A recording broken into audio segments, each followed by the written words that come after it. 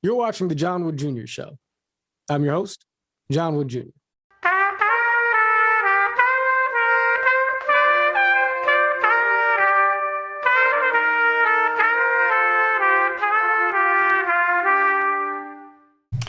Hey folks, you are listening to John Wood Jr., and this is the very first episode of the John Wood Jr. Show. And I was pleased to be able to talk to Dave Rubin, fresh off of his vacation off the grid.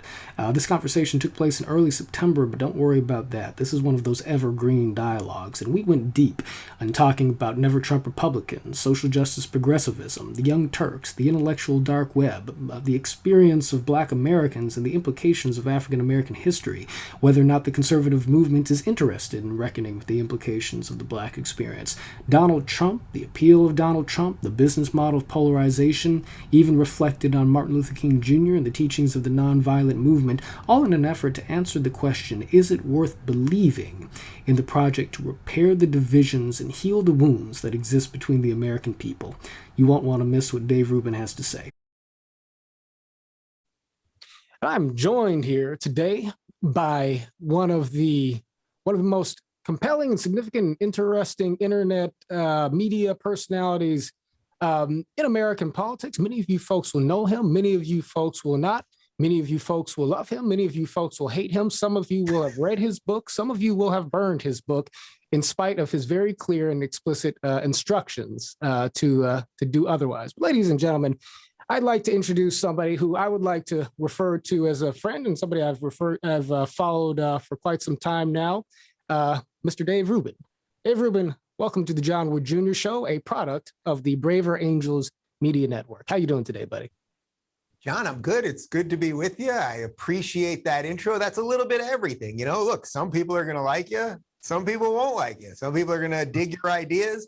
Some people are going to hate your ideas. But, you know, whatever agreements or disagreements we have, you know, we've only met once in real life. We had coffee a couple of weeks ago. But it's like, it's sort of irrelevant. You know, I'm much more interested in finding decent people. And, you know, if at the end of the day, we happen to disagree on what the marginal tax rate for millionaires should be, guess what? I'm pretty much okay with that. But as I said to you right before we started, happy to talk about literally anything and everything. And, you know, I just got back on the grid after 32 days away from the news and iPhone and everything else. So I'm still pretty refreshed, although between Afghanistan and everything else happening in the world, it's coming and crashing on me very quickly at the moment. Yeah, right. Yeah. Well, I can imagine that there's going to be a short expiration, sort of a short expiration period in terms of your refreshment. So I'm happy to catch you within that narrow window here, Dave. But, you know, so I think this is actually a good place in which to sort of start off here, because, you know, you made a point which I think we would like to think is an obvious point, which is that we can disagree about things in American political life without feeling like we have to hate each other on the basis of our disagreements. And yet, of course, we know in real life that at least for many folks, at least for many people, the way politics works, the way the conversation works, that can be a difficult thing to accomplish. And one thing I like to sort of make clear as I talk about this sort of reality that folks have a difficult time getting along with each other, right, is the fact that, look, our differences and our disagreements do matter. The reason Braver Angels exist, the reason we do the work that we do, is because we're trying to set the stage for people to hold on to this core foundation of goodwill, even in the midst of disagreements that may not just be about marginal tax rates, but may have implications for life and death scenarios. Knowing full well it's hard for people to keep kindness and so forth and understanding front and center in that context.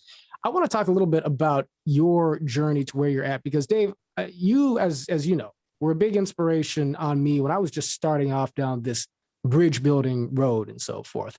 When you left the Young Turks, you were somebody who found his way in this lane, sort of creating space for conversations between folks on the left, folks on the right, folks from Sam Harris, Ben Shapiro, and all sorts of other people.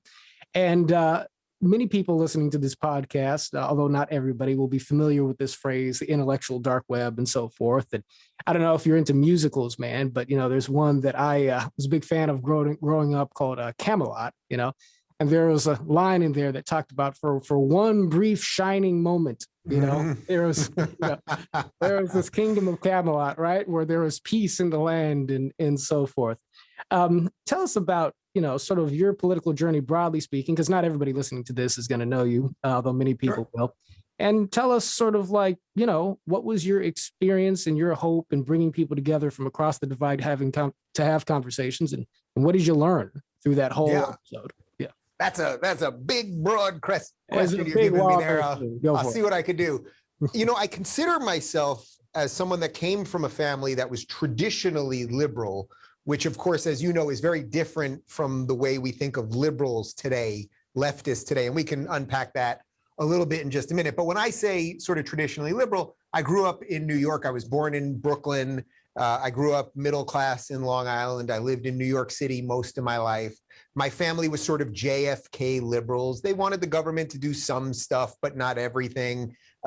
Believed in equality, believed in debate. I mean, I write about this in my book, but at every family holiday, we'd have a table of 30, 40 people, the kids at one end, the adults at the other, and everybody was yelling and screaming about every political issue, abortion, foreign policy, presidency, whatever it might be. And then I really remember this. I mean, I'm not exaggerating when I say this. I remember being a kid, and then suddenly dessert would be served, and then it just kind of went away. The fights about politics stayed at the table. That was it. Not to say we didn't have inter-family fights about personal things, but like the political stuff, it was like we could argue it out and we all loved each other, and that was it. So that was the sort of liberal spirit that I grew up with. And then, as you mentioned, I was on the Young Turks for a couple of years. This is when I moved to LA back in 2013. And of course, the Young Turks are lefty progressives. And at the time, I really thought that what progressives were just sort of liberals on steroids, like, where liberals were sort of more calm and relaxed and a little more, let's say, less emotional in their arguments. Progressives were always screaming, and everybody else was racist, and everybody's a bigot and a hater, but progressives were screaming and pounding their hands on things. And there was something kind of attractive about that, because it's like, oh, these guys really get it, and they're really going to fight for the good things. And I was in that world for about 2 years or so on the Young Turks, and I became very familiar with all of the arguments. I would say I was still a little more of a traditional liberal. I wasn't like a complete far lefty. So, like when the NSA spying scandal broke, I was very much in line with Rand Paul on that. So I always had my libertarian beliefs as well.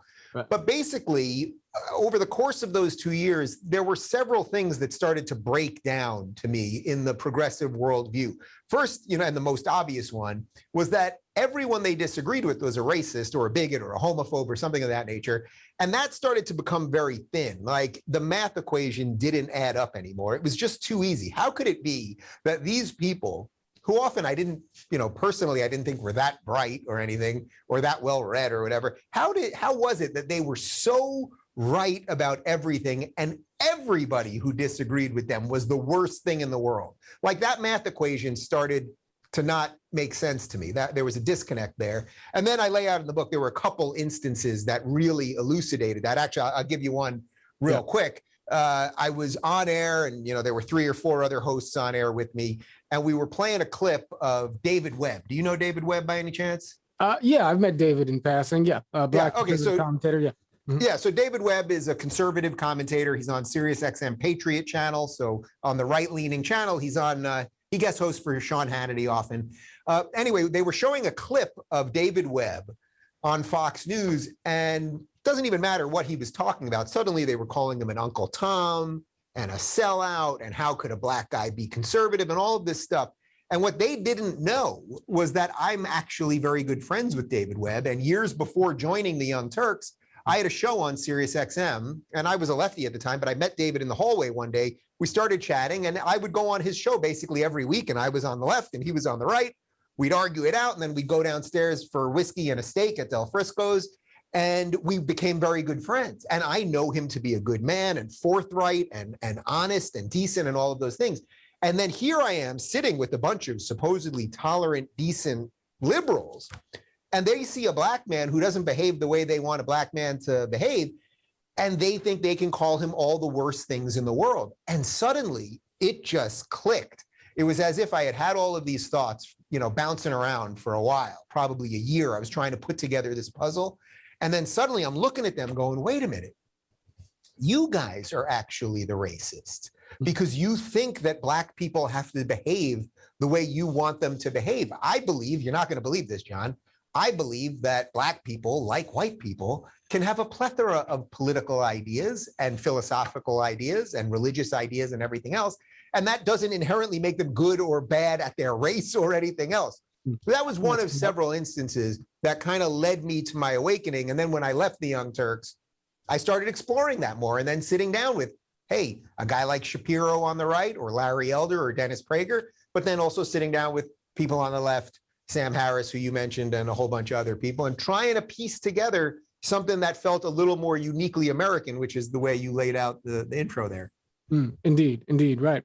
And so, it's a funny thing. So I want to grab just a little angle about this to get your comment on it, because there's certainly, look, I'm a person who, and you know a little bit about me, Dave. I mean, I come from a family background where, my mother's a Black Democrat, my father's a white Republican. He's from the South. She's from inner city LA. She voted for Biden and Clinton. My father voted for Trump and so forth. And of course, I ran for Congress myself as a Republican after having worked on Obama's campaign, a number of years before as a Democrat. And, it's certainly, I've felt the sting of having people generalize about, perhaps white people in general, perhaps Southerners in general, perhaps conservatives in general, in a way that clearly would place my own father, somebody who's not only the father of two African-American boys, but somebody whose heroes in life growing up were people like Willie Mays and Muhammad Ali, and somebody who's a jazz pianist and so forth, and who's basically his whole life spent, being in love with Black culture and so forth. I've had people generalize in ways that would clearly put my father in the category of being a racist, right?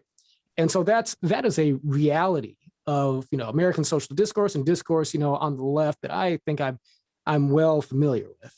But part of what I also think is that there is a way in which, and, I don't really know Cenk very well, or, the crew of the Young Turks in personal terms. Of course, I've watched them and so forth, and I enjoy watching their program now and again, whether I agree or don't agree on things. But I wonder about the sort of incentives, in the media space, whether you're talking about, Fox and MSNBC or, YouTube and the internet. It seems to me like there is money to be made, that there is, ratings to be earned, clicks to be gathered by simplifying things beyond the point of reality.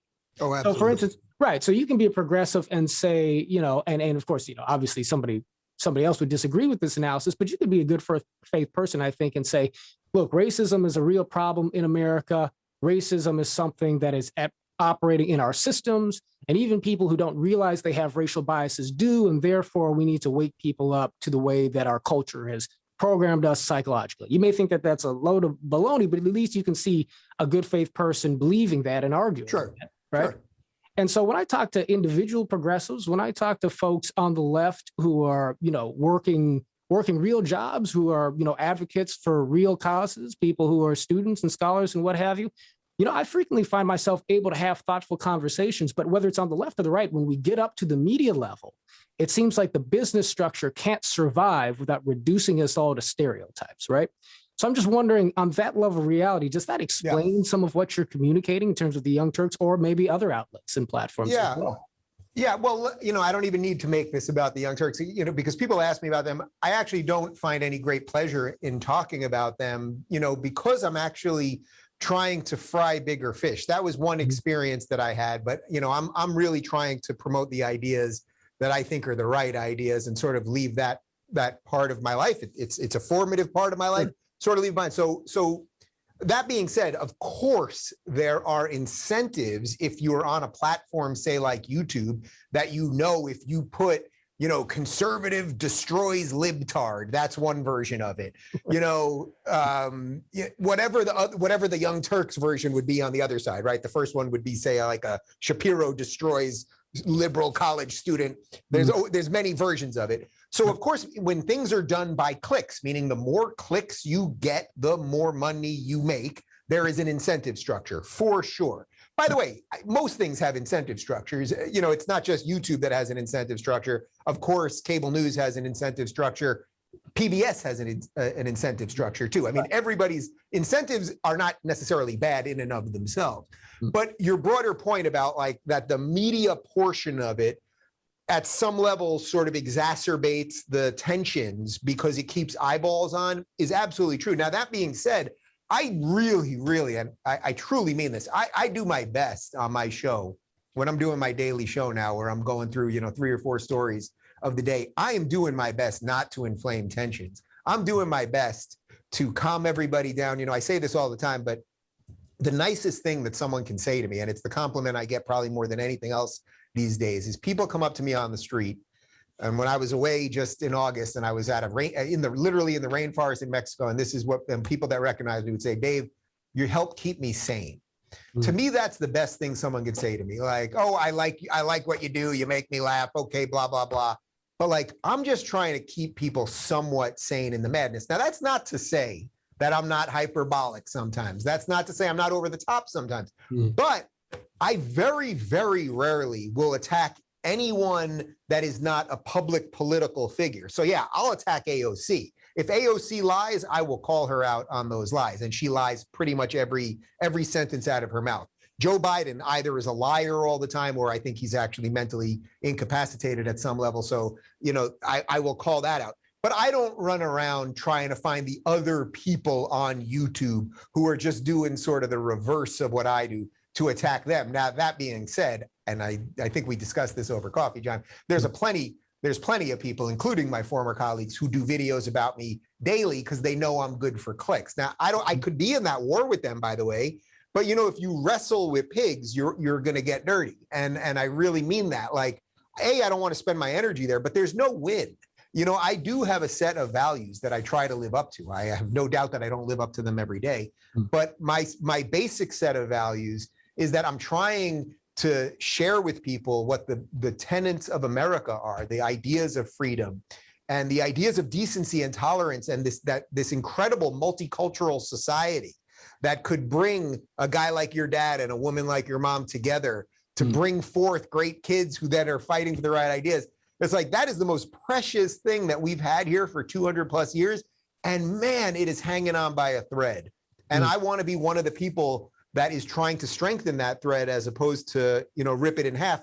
But I assure you, I am not perfect at it at all times. Yeah, well, I mean, and neither am I. Let me just make that make that very clear. This is, you know, sinner talking to sinner right here, to put it in religious terminology. But of course, that's kind of my starting foundation for this sort of the work is to sort of, you know, have the sense that we all are sinners at the end of the day. And I'm putting it into the religious vocabulary in part because I think that, you know, part of what we've not to get.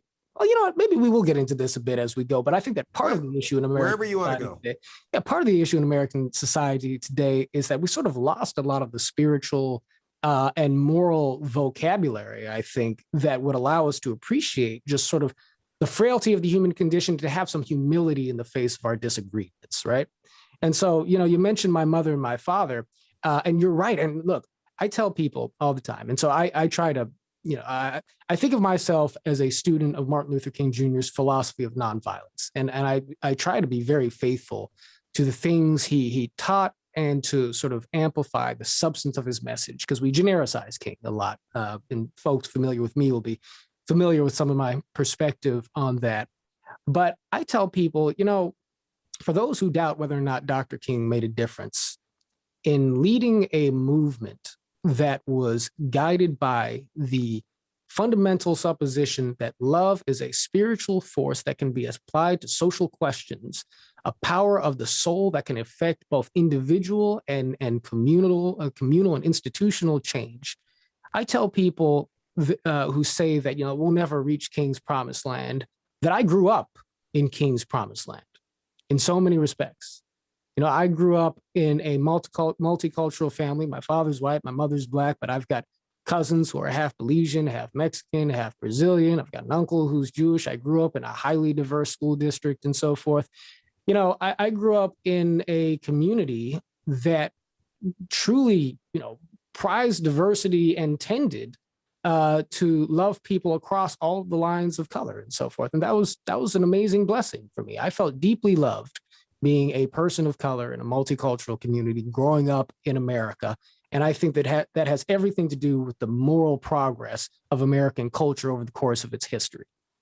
Having said that, my parents did divorce. And one of my earliest memories in life is, these two individuals, headstrong people, coming from different worlds. My father coming from the South originally in great affluence, and his father was a major record executive in LA, and my mother coming from the inner city, more, modest background and so forth. And there were just things about each other that they did not understand. And one of my earliest memories is them shouting at each other, and me at the age of 4 running in between them, putting my hands over my ears and sort of shouting back at them to stop shouting at each other, right? And, somebody brought that memory to my mind relatively recently. And I realized I think I've been doing that sort of thing ever since. Not to probably. Yeah. So me psychoanalyzing myself here a little bit. There are consequences when we cannot see the good in each other as a result of perhaps not really having a deep sense of one another's experiences. And why would we? Because we all come from different worlds, and it's hard enough for us to figure ourselves out, let alone get deep into what somebody else has got going on. But I wonder if you have some commentary on the consequences for America if ultimately we don't, right? So look, I know that you're a person who I believe voted for Donald Trump in the last election cycle. Yes, sir. And at Braver Angels, we are a home for folks who voted for Biden, who voted for Trump, or who voted for Kanye or anybody else. And it can be hard to keep that that family dinner going sometimes, but that's the mission, and that's the thing that folks are dedicated to. And what people, even within Braver Angels and broadly speaking, will say, look, I like the idea of maintaining, relationships with the other side. But at the end of the day, if they're supporting a fascist or, coming from the right, if those folks are supporting somebody who's, a closet communist or somebody who, hates America, who we see as hating America, how can this union endure? And, the point that I make, and how can we be a part of a project that has them in it as well, right? And so the point that I'll make is that, look, there are 2 imperatives for every American.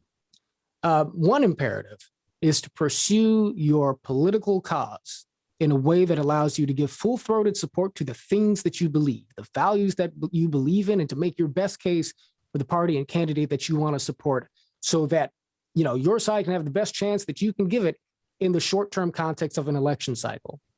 But then there's this long-term project that I think we all forget about, and that I believe you, as much as anybody I can think of, I'm hearkening back to, this Camelot in my mind and so forth, these great cross-party conversations that you facilitated that inspired me so much, just a few years ago. You did as much as anything, I think, to provide a format in which people were modeling a type of discourse across differences that demonstrated some of the virtues of what I might call civic friendship in American life, right? And that was a hard thing to sustain, I think, in perhaps in your experience, and it's a hard thing for us too. But I tell people, without that commitment, without the interpersonal trust between the American people, all we will be left with at the end of the day is a war within our institutions where nobody plays by the rules any longer than it takes to use those rules to club the other side to death. And well, by the way, we're there at this point. I mean, we're basically there at this point. So you hit on a couple of things there. On the IDW, the intellectual dark web portion of this, you mentioned Ben Shapiro, who of course is a conservative, and Sam Harris, who's, I would say an old school liberal. Right. These guys disagree on everything. Every public policy that you can think of, from taxes to abortion down the line, they disagree with on everything. And then forget public policy, they disagree on the most existential issues in terms of belief and God and religion. And they disagree on the whole damn thing. But when we had that, say, 2-year 2017, 2018, maybe a little into 2019 IDW thing cooking, which basically was taking place in my garage. The reason that it took place was I was looking at both of them, going, I probably came a little more from Sam's perspective at the beginning, where now I would say I'm a little more on Ben's side of things. But I thought, these guys, even though they disagree on everything, they really do want to live in the same country with each other, because Ben is not forcing Sam to be a believer. Sam is not forcing Ben to be a non-believer. On the things that they disagree on, say on abortion, I saw them do a public talk in San Francisco together. And it was like, yeah, they disagreed. And it was like, okay, so what? We all went out for a drink after. So we were, I think, embodying the best of what you're talking about there. But it was extremely hard to do, which is sort of why the thing doesn't quite exist anymore. Because I think there's many reasons for it, and a lot of different selective pressures. And everyone wants to kind of go their own way. I would say Sam Harris is more of like a solo operation himself. Like, he likes being sort of more of like a tennis player. I'm the guy with the racket. It's my game. I grew up playing basketball. I like facilitating. So I like passing. I like being in a team sport. So I was a little more willing to do that. Ben obviously had his Daily Wire thing. Jordan Peterson loomed larger than all of us, and I was on tour with Jordan. But then Jordan got sick. So there were several reasons that the thing maybe didn't hold. And I think there may have just been political pressures that caused it not to hold. But I will say this in terms of the general state of things, that, in my book, I lay out all of my classically liberal principles. You can agree with them or not agree with them. And I make the point, I don't care. My point is, this is what I believe. These are the reasons I believe it. Now, most of the ideas that I lay out there are thought of in 2021 as more, let's say, conservative or libertarian ideas. But I take a begrudging 12-week pro-life position, or pro-abortion position, pro-choice position. But 12 weeks is the cutoff. And I go into it, and I don't lie. I don't say, oh, this isn't a human being. This isn't a life. Of course it's a life. But I think in a pluralistic society, you have to be able to have some give and pull for people that have religious beliefs and secular beliefs and all of the other things. That if you're going to force people to have full-term pregnancies, are you going to take care of the baby? Then what's the pressure on the state? Like, I try to do it in the most holistic way possible. But the reason I mention this is that most of my audience at this point is, let's say, right-leaning, however you want to define that. Believe in individual rights, things of that nature. Almost every comment that I got about my book, when it came from people on the right, they would say the same thing. They would say, Dave, loved the book, really enjoyed it, disagree with you about abortion, but that's okay. Or they would say, disagree with you about abortion, but maybe you'll come around one day. Now, that shows you that there is a belief on the right, because I believe because of individual rights, because of the ability that we can think for ourselves. There is an ability to agree to disagree that I would say is pretty strong on the right now. And the problem with the left, notwithstanding what you said before about how you can meet a good lefty who is a little more moderate than, say, the people on MSNBC or on the Young Turks. On the left, for the most part, and again, of course there are exceptions, if you don't check off the 10 things that they want right now, and if you don't want them the second they want them, you're out. And you're all the worst things. And that is a deeply, deeply dangerous game. And that's why you can find a video that I did the day that Donald Trump was elected president. And I kept saying, I considered myself on the left, and I did not vote for him the first time. And I said, guys, this is our moment. We have got to stop calling everybody bigots and racists, because what happens if Donald Trump does a decent job? What happens if we don't go into new wars? What happens if the economy's doing well? What happens if it turns out he's not a white supremacist? You're calling him Hitler. Well, you can't be like, oh, that Hitler thing I kept saying, not true. Actually, my bad. It's not what you're doing to the person you're accusing of these things. It's what you're doing to yourself. Because in essence, you're painting yourself into an intellectual corner. You're going, you're a racist, you're a bigot, you're Hitler. Well, you can't get out of that corner. And that's why they become so hysterical. So unfortunately, there's something very, very rotten on the left right now that I think, to get to your broader point about love and maybe some of the existential pieces of this, if you believe politics is your entire worldview, if politics is the lens that you see the world through, you will be endlessly miserable. You will try to exert your power over people at all times and try to model the world after what you believe. That is simply not what I want to do. I accept that the world is a messy place. I accept that people will disagree with me. And actually, I love the fact that I live in a country of 350 million people with this incredible, rich, multicultural history that, of course, is not perfect, but has been pretty damn good for a long freaking time. That being said, it feels very tenuous right now, and I don't know what to do with that. But I say all of that to say that, you know, I know the left-right thing doesn't really make sense in traditional senses anymore, but on the right, there is a broadness there. There is a, okay, we can disagree on this or that. Look, Rudy Giuliani, he was a Trump supporting conservative who at one time was the leader for the Republican nomination, you know, back when he was running before Trump. He's pro-choice. He lived with two gay guys when he got divorced as the New York City mayor. No one doesn't think he's a conservative. Gay marriage in and of itself, Donald Trump was the first term president to ever go into office being for gay marriage. The few voices on the right that, let's say, are against gay marriage that existed, you know, the Rick Santorums or the Mike Huckabees, they either don't exist anymore or they don't talk about it anymore. That shows you that on the right, there has been some malleability. And unfortunately, I don't see that on the left. But of course, that's somewhat of a blanket statement. Yeah. Well, you know, this is an interesting question. This question of, you know, is there a symmetry or a serious asymmetry in terms of the relative level of tolerance that exists between the two halves of the body, the broader, spheres of the hemispheres of the body politic towards dissenting opinions and points of view.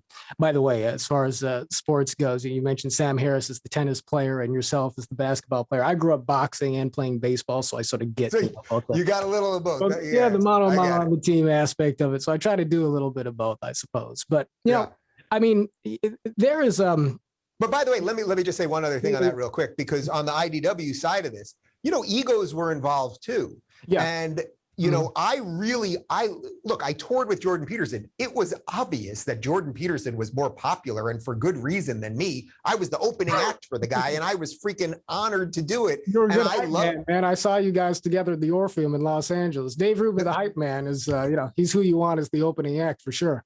Yeah, look, I got out there, I made people laugh. And then Jordan, he brings the fire and brimstone for 2 hours and then we laugh again at the end. And it was a pretty full whole show.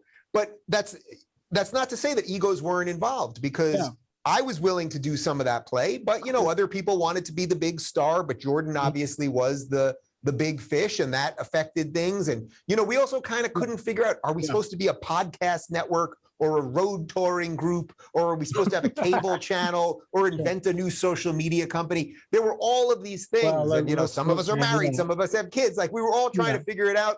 And by the way, it's the age-old story about every band of all time. It works for a while and then it kind of doesn't work, and maybe they can get back together. Maybe two guys spin off, and the future is not yet written. So we shall see. Yeah. Well, and let me make one important observation about that, because you guys were doing that. You guys were seeking to model that discourse in the eye of the hurricane, right? Just being watched by the world as you did it. And so, when we talk about all of these different sort of business model pressures and the pressures of your audiences, because I'm sure that, you guys have rapport as individual, but you're also hearing from literally thousands, tens of thousands, hundreds of thousands, even millions of people sort of trying to whisper in your ear in every direction.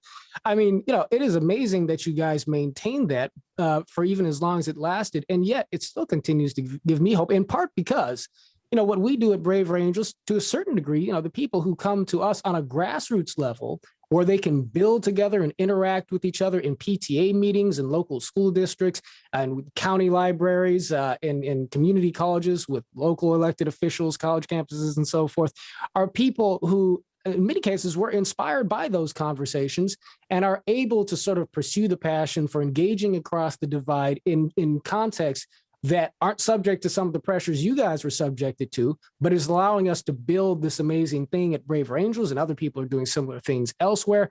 I'm thrilled to hear that. I'm thrilled to hear that. That's what it's all about. That's what it's all about. Look, if the band never gets together, if I never see any of those guys again, and obviously I have different relationships with all of them at this point, if the end result was that we did something at the ground level that helped guys like you and Braver Angels help sort of seed the right ideas, that's pretty good. Well, and that's absolutely what I'm saying. And of course, look, man, the whole story, the story is not yet written. I'd like to think that, you and I are both still young, pretty young. There's plenty of road left to travel. We still got a chance. That's right. No, not only 45. There's reason. Oh man, well shoot, you're not even at the 50-yard line, brother. That's what I'd say. But I do want to jump on this question of the symmetry or the asymmetry between the two sides, because I mean, you raise a really interesting point, and I have no problem conceding that there is this sort of this culture of not wanting to tolerate certain points of view and opinions on the left, and it manifests in some very particular and conspicuous ways. And I want to circle in on that a little bit in just a second.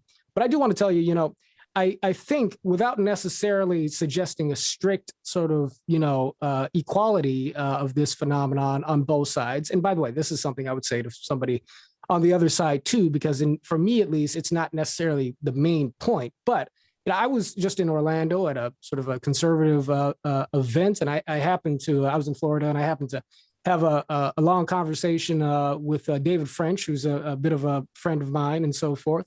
And, David is an interesting guy because I don't know if you know David, but, you speak not personally, but I know who he is, of course. Yes, indeed. Well, somebody of deep principle, deep conviction, at least I would represent him that way. Somebody who's very educated and scholarly with a strong commitment to conservative principles, who happens to be somebody who had serious disagreements with President Trump's, supporters, and somebody who doesn't really agree with the whole kind of like suite of left-wing analysis on race, but who sees some legitimacy in what he thinks is trying to be communicated by phrases like systemic racism and so forth.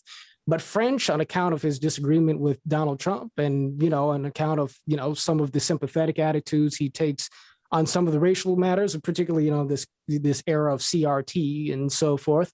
And it's not just French. I mean, look, you've got this whole, cluster of moderate Republicans and so forth who did kind of dissent from the Trump supporting mainstream. A lot of folks, you can find folks on the right who feel not just disagreed with, but out and out sort of disrespected and dismissed by the folks who they had considered to be their camp, while at the same time, they find some folks on the left who are saying, look, we disagree with you guys on a lot of things, but we respect your character, we respect your willingness to see where we're coming from, and we can work together and so forth. And so I point this out just to make the point that, again, not saying that it's necessarily an equal proportion phenomenon on each side, between the two sides, but that there is nevertheless a phenomenon in American life that has to be engaged, wherein we all could do a hell of a lot better than we're doing in terms of setting the stage for constructive disagreement to take place. Because so long as we say that, look, the other side is 65 or 75%, wrong, and I've got the rest of it, and therefore I don't need to make 1% effort to go the extra mile to be able to rebuild these relationships, I don't see how we leave a democracy that functions to the next generation. And so that's kind of like my message for both sides, ultimately, is that whatever you think the balance there is, we all need to do more if we're leading with goodwill to be able to reset the field for the American people to have the right kind of conversations in the way that you guys modeled, the way you've modeled, Dave, in your career, I think, in those points that inspired me and so many people like me. So you hit a bunch of stuff there. So I would say first, in terms of the heart of what you just said, I'm with you. I think I'm with you. I completely hear you. On the asymmetry part, I also agree that there is an asymmetry problem where the left has a more hysterical version of this. But let's whittle down what you just said about the right, that there are the guys, sort of the never Trumpers, I think is what you're saying. So now I wouldn't, you referred to them as the moderate conservatives.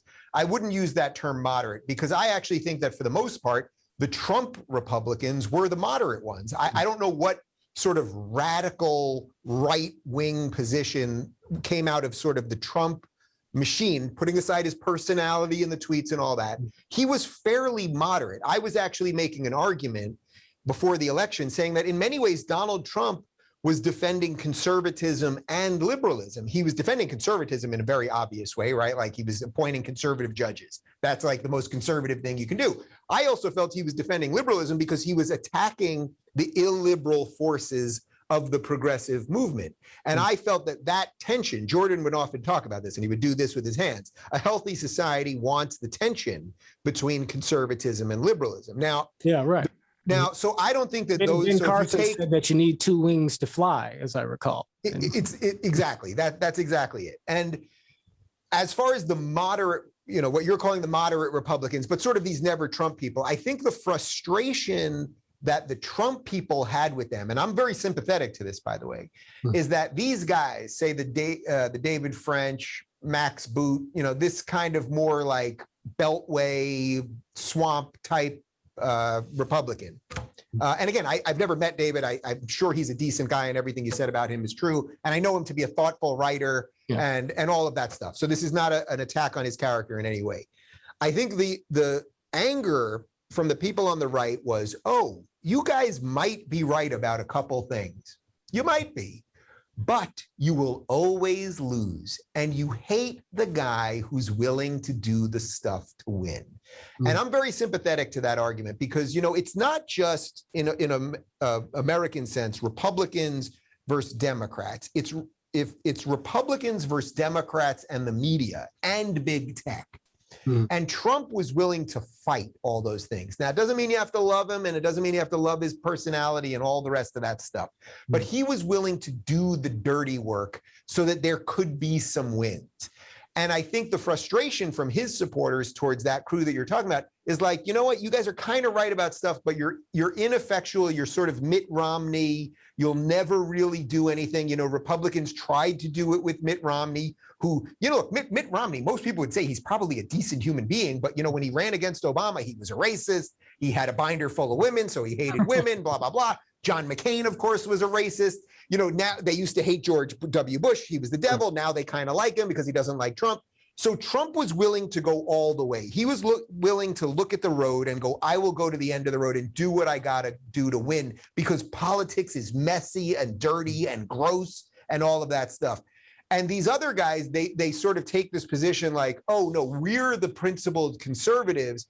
But, if you're the principled conservative who's standing on the Titanic as it's sinking, it's not that great. It's not that great. I'd rather be the guy who is, getting people onto the lifeboat and figuring out where to go after that. Yeah. So I'm sympathetic to the frustrations that those people had. Doesn't mean they all behave perfectly, and certainly on Twitter, they absolutely don't. But I would add this. I spoke 2 or 3 years ago at Liberty University. It is the largest evangelical college in the United States, of course, founded by Jerry Falwell. If you would listen to what mainstream would tell you about evangelicals, and certainly Liberty University, they hate gay people, they hate liberals, blah, blah, all this stuff. I went there at Convocation. It's their Sunday event where they do, a prayer event, and then they bring on a speaker. 14,000 people. It was the biggest event I've ever done. It felt like a true political rally. 14,000 people. That's a tremendous amount of people. I talked about being married to a man. I talked about being pro-choice. I got a standing ovation. And when I walked around campus that day, I had countless amount of kids shaking my hand, hugging me, taking selfies, et cetera, et cetera. That tells you about the malleability that I talked about earlier, that there is something broadly good happening over here. Now, you show me where, imagine it this way. Let's try it this way. Imagine Bill Maher, who's been the standard bearer of liberalism in America for 30 years. Imagine Bill Maher showing up to a lefty college, say Berkeley. Imagine who would be attacking Bill Maher if he did that. Would it be the people on the right? No. Actually, some of them would go and go, Bill Maher's pretty good on speech, so free speech. So we're going to go listen. But they certainly wouldn't shout him down. The people going to destroy Bill Maher would be the lefties, even though he's been a liberal for 30 years. And that's why their illiberalism is the biggest threat to liberalism. Conservatism is no longer a threat to liberalism. It's the illiberalism of the progressives. Yeah, right. Yeah. Well, look, let me pull out something extremely real that I see you voicing, that I hear you voicing here, which is a couple of things. One, starting with this, this fact, and I actually do think that this is true, that sort of the predominating institutions in mainstream American life are very much tilted in a certain ideological and political direction, namely the left, right? Sure. And there's plenty of diversity on the left, but broadly speaking, I would say that the media, the mainstream media leans left, the college campuses lean left. Even corporate America, which you would have always sort of considered to be, of course, more right-leaning as an internal cultural matter, itself, at least in terms of how it interacts with, the entertainment industry, how it advertises and so forth, it seems to bend over backwards to appeal to socially progressive sensibilities, and the internal governance of organizations, as is perhaps evidenced by the proliferation of certain types of diversity and equity inclusion works in corporations and whatnot, shows that there's serious cultural momentum, social momentum in a leftward direction within America's institutions. And so Donald Trump arises in the American political scene, I think, as a gladiator who's willing to just step dead center into the arena and make no apologies for fighting back against some of those trends with brute rhetorical force. Yes. So, as a matter of fact, Victor Davis Hanson described, he had an interesting way of explaining, his appreciation for Donald Trump. I don't know how big a John Wayne fan you are, Dave, but I'm a big John Wayne fan. My father is a big John Wayne fan, and we love the movie The Searchers. I don't know if you ever saw The Searchers. I don't know if I have, actually.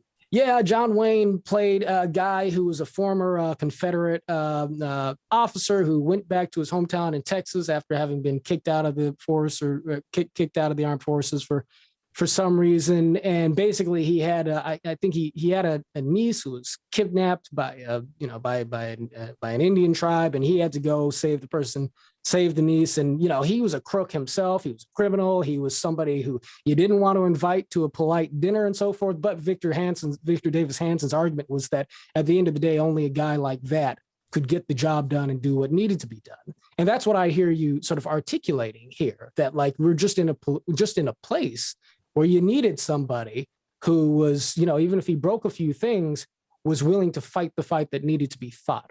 And for me, John, also think about it this way. I think we're both in agreement that politics is messy. Politics is kind of corrupt. Media makes it corrupt. Like the whole thing's screwy. Well, what kind of decent, truly decent, honest, forthright human being could become president of the United States at this point? Even putting aside Trump for a second, like try to paint what that person would be. Even the fact that we have Joe Biden as president. Now, I don't particularly like Joe Biden. I think he has severe cognitive problems. I think this Afghanistan thing is an absolute disaster. I think he's appointed some pretty terrible people. And I think almost everything in America is collapsing because of him and whoever's sort of pulling the strings behind him. I don't know if it's the Obama machine or what. But the point is, they could only choke out Biden because that's the best the system could give. The system could give you a 50-year veteran politician who had already been VP, who was out of the way, but he's been in it long enough that that's just the best we could choke out, this 78-year-old guy who doesn't really stand for anything. Try to imagine. I mean, it's really hard to imagine a good, decent, honest person saying, no, I'll run for president. Well, can I say something about that, Dave? Sure. Let me just jump in there really quick to say, I think that if we want to go down the road of talking about the problems with the overarching sort of like system and structure of the way we elect people, the expectations from the way the media operates, the way the parties operate, and so on and so forth, that sort of puts the selection pressure to bear in a way that cancels out the possibility that you're going to get somebody like that who's respected by both sides and able to demonstrate that.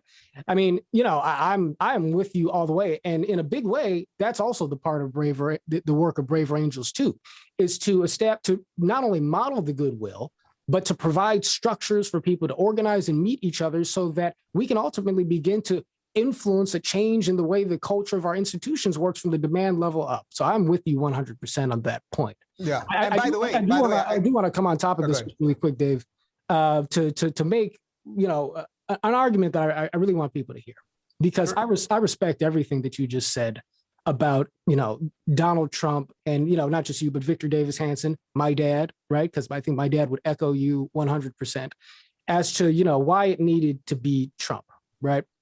As I said, I'm a student of or I try to be a student of the philosophy of nonviolence and so forth. And I say this just to articulate a philosophical starting point, not to like set up a contrast for like, for debate and so forth so much, but to make the point that Dr. King said that we must accomplish peace by means of peace, right? That ultimately the ends must be achieved in ways that are consistent with the means, and that the means must be consistent with the ends. And I think that what you're speaking to in, the fact that the system is just set up to prevent that from happening is absolutely vital observation. But so long as that is the case, though, I do think that we need to think creatively, all of us, about how we ultimately create the landscape for that to change. And so, I do think that there's a reason why I'm going to tie a couple things together here. I do think there's a reason why you have this particular sort of energy on the left, wherein, and it's relatively recent, as I think you'll agree with me. And Jonathan Haidt will pin this to like 2013 specifically in terms of college campuses and so forth, where there's this understanding of free speech is something that, in contrast to so much of history, is today at least not so much a tool of the people who are oppressed by American society, but a tool of the people who want to preserve the patriarchy and so forth, white supremacist kind of structure. And on the one hand, from a traditional reading of history, it's like, well, how on earth could that be the case? But one thing that I try to shine a light on in my work, and you and I talked a little bit about this when we had coffee the other week. I had a piece in the Wall Street Journal that a few people may have read, and I've made this kind of point elsewhere. Where look, I'm a Black American, I'm biracial American, but half Anglo and half African American. But I'm African American. I would have been a slave during slavery for sure, right? And I've lived this life that is nothing but the American dream. But on the other hand, I do think.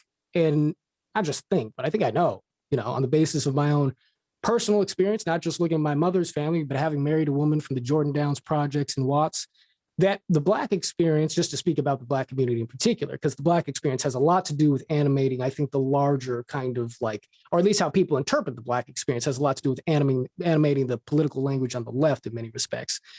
There are, in the aftermath of the Civil Rights Movement, it's useful context, Jim Crow segregation was defeated. The right to access the ballot was won. But most people already had the same level of voting rights as far as Black Americans were concerned. In the North, Black people in the North weren't dealing with Jim Crow segregation. It was a minority of folks whose material circumstances really affected by the Civil Rights Movement. Many people would be integrated into mainstream American institutions from the Black community and would develop a sort of success that made my life possible.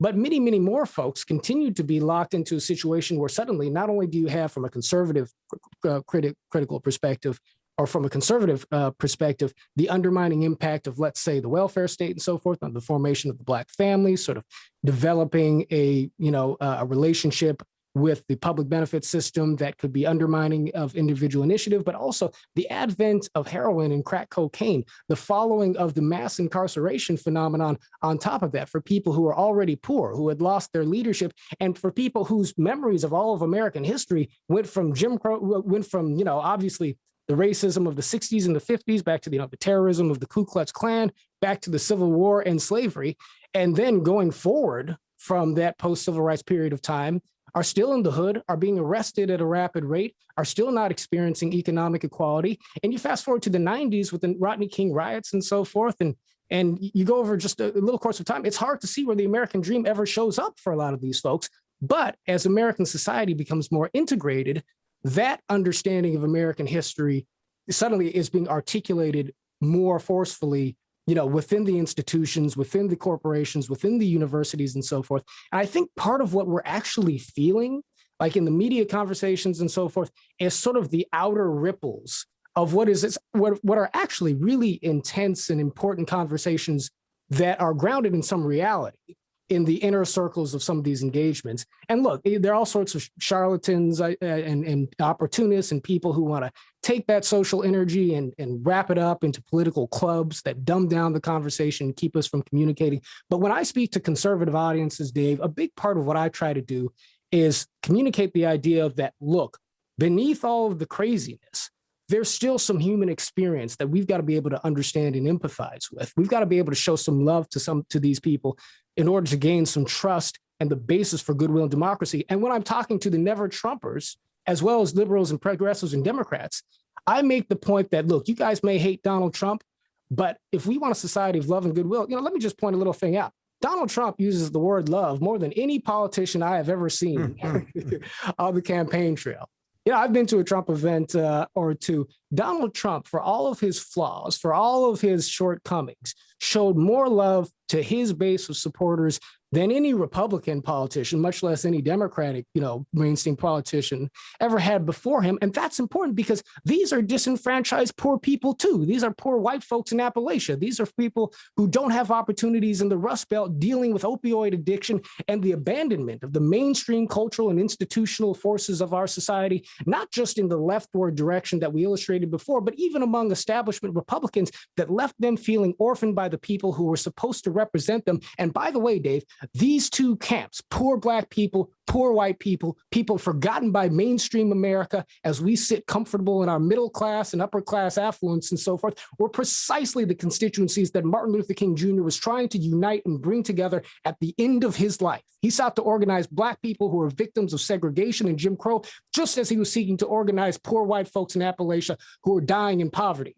And I think that if we can empathize and love people in identifying their true human suffering across the spectrum, that we can still build the America that I think you and I, Dave, both want to see. And so, that's the pitch, my friend. Well, I'm on board that crazy train. I will say this. I suspect when you go to the conservative events and you say what you just said very thoughtfully about the history of racism and things and Jim Crow and all of those things, I'm going to guess that nobody in the audience boos you and nobody says, oh, no, don't talk about racism. I'm going to guess they're pretty open to it. The problem is, and where people... Well, I can answer that question really quick, though, Dave, and just say that, I think that I do get openness to that. But I also talk to a lot of conservatives and a lot of Republicans in private conversations where I'll make these points and folks will say, you know what, I agree with that, but I'm kind of afraid to say anything like that because I'm afraid I'm going to be shut out as somebody who's just, a closet, supporter of CRT and so forth. See, the thing is, I don't think we've all learned quite how to say all of these things yet because we haven't had all of these conversations. I think the conservative movement is ready to hear this sort of thing, but there is a fear within the conservative movement on the part of some people that if they don't say it in exactly the right way, they're going to be lumped in with the folks who are the enemies and the outcasts and so forth. Right. So that's progress we got to make. Yeah, I'm sort of with you there, but I don't know that that's like a really big segment of things. I think most conservatives, trust me, I'm new to most conservative circles. Yeah. I find conservatives first off, I never find a racist conservative. I just don't. I go to conservative events now. I go to libertarian events. First off, you never even find anyone talking about race, except when they're saying, well, we have to get critical race theory, say, out of schools. Or we also don't know what racism means anymore, right? Like the word itself. The word has become so muddled here too, but yeah. Right. So, but the point is that I think most people are sympathetic to a history of racism and understanding that we had slavery and all of those things. And then, as you justly pointed out, it was the lefty or liberal policies of affirmative action and, subsidized housing and all of these things that then, I know you know this, of course, but, the rates of the Black family remaining marriage intact was higher than whites until affirmative action kicked in around 1973. People can listen to all sorts of Larry Elder or Thomas Sowell talks on that. And then many different factors, but I have a lot of sympathy for those points, of course. Sure. And then of course, once you put people on the government dole and say you'll have subsidized housing or you're going to get these things, well, then it disincentivizes people. That has nothing to do with the color of skin, by the way. If you gave it to a white person or a Black person, and then they had to say, oh, I can get these things and live in a subsidized house that might be in a better community, or I can give up all of this stuff, have to move further away, work at 2 jobs, blah, blah, blah. Well, then that has nothing to do with skin color. That's just human nature. You're going to take stuff from the government, and then unfortunately that becomes generational. But putting aside all of that, I think what happens is that unfortunately the critical race theory stuff, the social justice stuff, has become so hysterical in nature, and it has so infected all of our institutions, as you said, that the people that might be a little more sympathetic, it's not that they're not sympathetic to, say, the idea of racism. It's that they're going, Jesus, these people are trying to destroy the country. And I would argue they're right in this case. The people that are the true drivers of critical race theory, of the true social justice stuff, of diversity and inclusion, of punishing an Asian kid because he wants to get into Harvard because there's too many Asians at Harvard. That's racism. Punishing white kids because you want schools to have exactly the diversity quota. That's literally what the Nazis would have wanted without, they would have thrown out some Jews too. But the idea that, oh, we got 6% black people, we should have 6% black people at school. You got to punish these people. All the people that want to help people also they don't realize that they have to punish other people. Yeah. So I think what's happened is the group of people that you're talking about that perhaps you want a little more sympathy out of or something, they're seeing the other thing. And this is what Donald Trump saw. He was warning about this. They're so crazy and they want to burn the system down. And by the way, when you tie that to then the socialist stuff, which is why I always bring up how the key moment at the Democratic debates was right before Super Tuesday when they cut that deal for everybody to drop out and back Biden, which I'm sure years from now we're going to hear all sorts of deals that were cut. Pete Buttigieg turned to Bernie Sanders standing next to him and said, "You want to burn it all down, I don't." And I think that's how most Americans feel about the sort of social justice, socialist, communist, progressive lefties at this point. So whatever sympathy they have to the underlying issues, which I think actually is completely there. Yeah. I think they're just like, you know what, that thing is so dangerous, I can't spend any energy on it. And it's just like a human negotiation that everybody's doing. Right. Well, look, I think that you are justifiably identifying all sorts of obstacles that stand in the path to empathy. Right. Yeah. And so, right. There's real world stuff that gets there. Yeah. Yeah. The real world stuff is precisely the thing, of course. But there's a reason why the Bible says that love is long suffering. Right.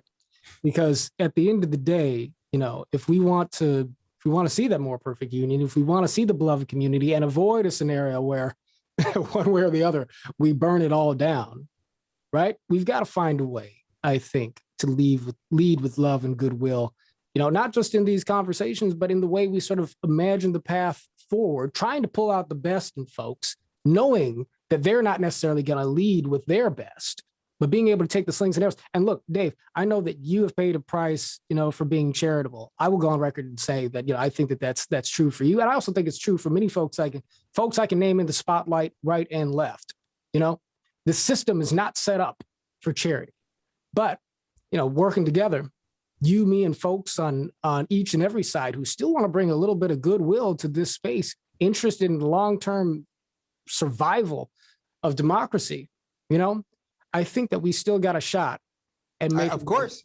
Well, you got to believe, right? But how could we ever do what we do, what you do with Brave Angels, or me as a guy that talks about the news or whatever it is every day? How could you do what we do if you didn't believe you could make it better? And by the way, that's why I say all the time, although I can't consider myself part of the left anymore, obviously. I always say, if the last few decent liberals that exist, and I don't think there's that many in a traditional sense of liberalism, but if the Bill Maher's and the Barry Weisses and the Sam Harris's, let's say, if they can fix the left and reclaim liberalism, I will gladly have a mea culpa. I will go, boy, you guys really did it. I didn't think you could, but you really did, and that's fantastic. And by the way, I don't think that would make my work over the last few years any less valuable, because I think I've given a really strong sense of a more libertarian, classically liberal perspective to the right, which is why my audience, as I said, my audience obviously leans right. It leans pretty conservative at this point, but I think I've injected some new ideas there. But trust me, man, I promise you, if those guys, and I don't think they can do it, but if they could, mea culpa, I will take everybody out to dinner wherever they want to go. You can come too, and they can order whatever they want, and I will gladly pay the bill, and I will thank them for doing it. Yeah, indeed. Well, people can change. This is something that we know, and I really do think that America changed in a deep way in the aftermath of the nonviolent movement, in the aftermath of this vision that said that we really can change American society for the better by calling out the best in each other, but by leading with the best in ourselves. And so I agree with you. I mean, folks on the left have a serious obligation to do that. And as a person who identifies more conservative himself, I'd like to say to conservatives that we've got a serious obligation to do so as well, not necessarily because we're more or less guilty than the other side, but because we are all in this boat on the same side in terms of all of us either sinking or swimming together, depending on where the ship ultimately winds up. So that's my message, man. But let me just say to you really quick, Dave, that it is a pleasure and a privilege and an honor to be able to have you on the podcast, to have been able to sit down with you, talk with you, to be able to call you a friend. I think I can call you a friend, right? You can. If I can call you a friend, you can call me a friend. You can, buddy. You can. Absolutely. That would have been pretty messed up. You do it, Braver Angels. It's like, I'm going to call you. You can't call me a friend, but That would be a little polarizing to say, I suppose. But, man, I just really appreciate your openness to this conversation. And I think that the best is yet to come. John, I appreciate it. And, those of us that are sane in this crazy town of LA have to stick together. So there we go. There you go. I usually give my guests the opportunity to tell folks where they can follow them. You're pretty easy to find, but do you want to go ahead and drop some tidbits anyway, some breadcrumbs? RubinReport.locals.com. I did start a tech company in the midst of all this to clean up some of this stuff, and it's going quite well. There you go. Locals. That's absolutely correct. Folks, check that out. And in the meantime, if you are listening to this show for the first time and you are interested in this work of bringing out the best in the American people, reviving the communal spirit of our democracy, and seeing to it that we reach that more perfect union, then go ahead and get involved. Learn more about Braver Angels. You can join us as a member at braverangels.org. And don't forget to like, share, and subscribe to this podcast. We are building a house united. And I will talk to you soon. This is John Wood Jr.